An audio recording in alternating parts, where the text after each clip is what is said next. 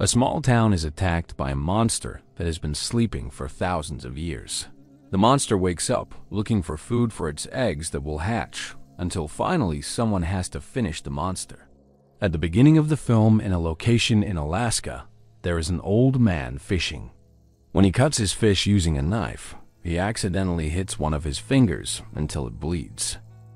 The old man tries to wash his hands in the water, but the drops of his blood make a large winged dragon monster appear from the water and then eat the old man.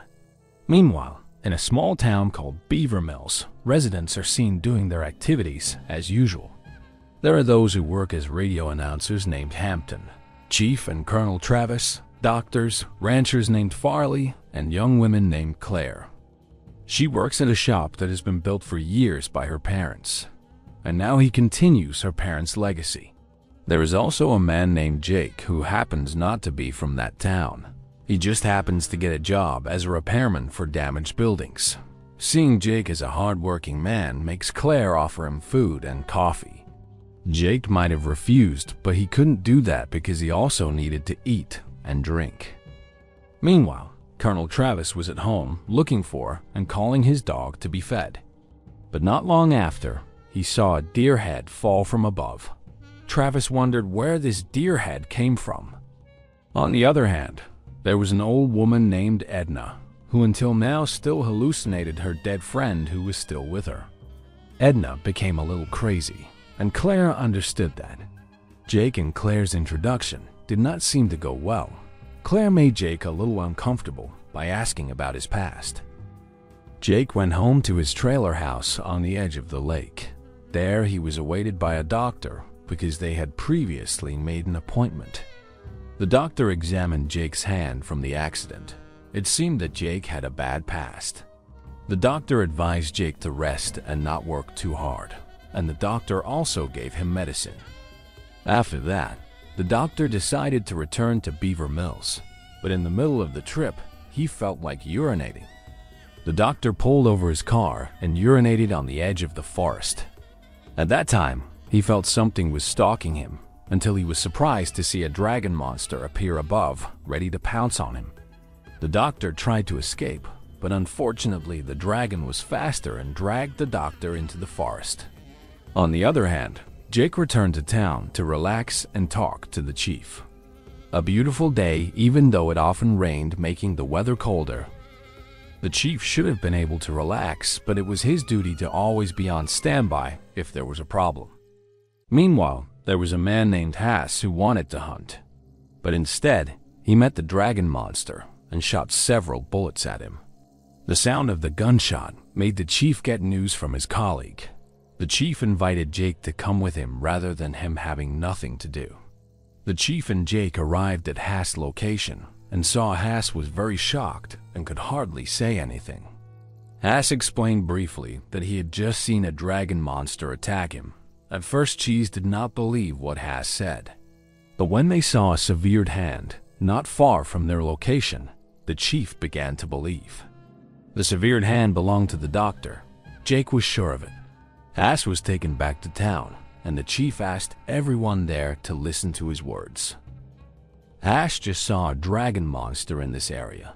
The chief asked the residents to take shelter in their homes and reduce being outside, especially children and mothers. The residents initially did not believe what Hass saw, considering he was old. However, the chief emphasized that this warning was not a joke. The problem is that the residents cannot just follow the chief's advice, because there will be a festival held once a year in the city. While Travis tries to find out what really happened to the deer head, using his binoculars, Travis sees a flying dragon monster. It makes him shocked. It turns out this is real. Travis must warn the residents and prepare to accept something bad in their city. In the middle of the road, Travis sees the dragon monster again. Travis gets out of his car and shoots the dragon monster using his gun, but in vain. Travis rushes to the city to tell this to the residents and others. Initially, he tells this to Chee's colleague named Barnes, but he doesn't believe it. Then Travis goes to Hampton to broadcast this news to all residents. But again, Hampton doesn't believe it and thinks Travis is joking. Travis keeps trying to do his best. He keeps informing what he sees to Farley, but still, no one believes it. Until a few moments later, Hampton is relaxing in his room and feels a vibration. The vibration comes from the dragon monster. After that, Hampton believes it and starts to inform the residents of this emergency news. The chief who heard the information then asked Barnes to tell the residents to immediately go into the house. Then, not long after, the dragon monster appeared from behind and ate Barnes. The dragon monster began to look for people, including those in Claire's shop. They panicked and tried to take cover. Some residents had become the dragon monster's meal. The rest took shelter in their respective homes and entered the shop.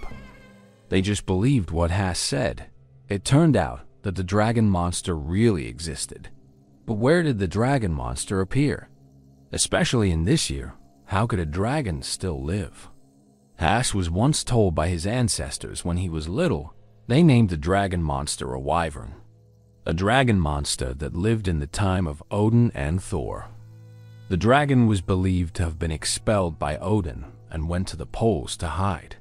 The very cold weather made the dragon freeze for hundreds or even thousands of years. Now global warming has melted the ice, and the dragon has woken up from its long sleep. The dragon began to look for food, and its target was them. It turned out that the myth was true and alive. Now they have to face a hungry dragon monster. Jake decided to fight the dragon by inviting Chief and Colonel Travis, but Claire also joined him. Meanwhile, Travis tried to walk along the street and found many abandoned cars. It turned out that it was the work of a dragon monster. He ate the people in the car.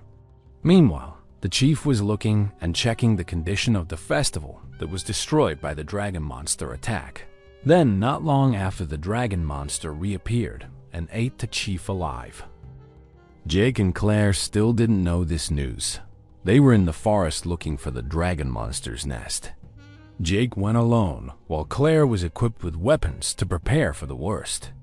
Jake managed to find the nest, but he heard gunshots. Claire turned out to be facing the dragon monster. Luckily, she was still able to survive. Not long after, Travis appeared, and they united. They returned to the city and prepared a strategy to paralyze the dragon monster. They had to ask for help from national security, but their actions were disrupted by the dragon monster. It seemed like their efforts would be very difficult considering that the dragon could easily fly here and there. Even Farley was hit by the dragon's attack, but he was still alive. For the time being, they could only survive in the shop. In between, Jake tells his past. He had a brother who died in an accident. Jake feels that the accident was caused by him, but Claire tries to convince Jake that his brother's death was fake and an accident. Jake should not blame himself for the incident. Not long after, Travis appears saying that the dragon monster is carrying something. It turns out that what was carried was the doctor. He was still alive with a missing hand. It seems that the dragon lured them out to save the doctor, but Jake didn't care because the doctor would bleed out if he didn't get help. Travis and Haas try to protect Jake by shooting the dragon, but it doesn't seem enough. So Farley is determined to be the bait so that Jake and the doctor can escape, while Farley becomes the dragon's food. The doctor says that the dragon has 3 eggs. Jake is asked to use the eggs as bait to kill the dragon. After that, the doctor finally dies. Jake, Claire, Hampton, Travis, and Haas go to the forest and look for the dragon's eggs. Jake previously knew the location of the dragon's nest, and the eggs must be there. Around the nest, there is a generator that can still be used. They make an electrical perimeter around the nest and then run electricity from the generator. The dragon becomes increasingly angry until Haas dies from being stabbed by the dragon's tail. Jake makes sure Haas' death will not be in vain, so he brings the dragon's egg to be used as bait, and he has a plan. Jake takes a truck parked in the middle of the road to lure the dragon to follow him to the abyss. At the right time, Jake jumps from the truck until the truck explodes along with the dragon and its egg. Jake succeeds. He returns to the city and is greeted by Claire and the survivors.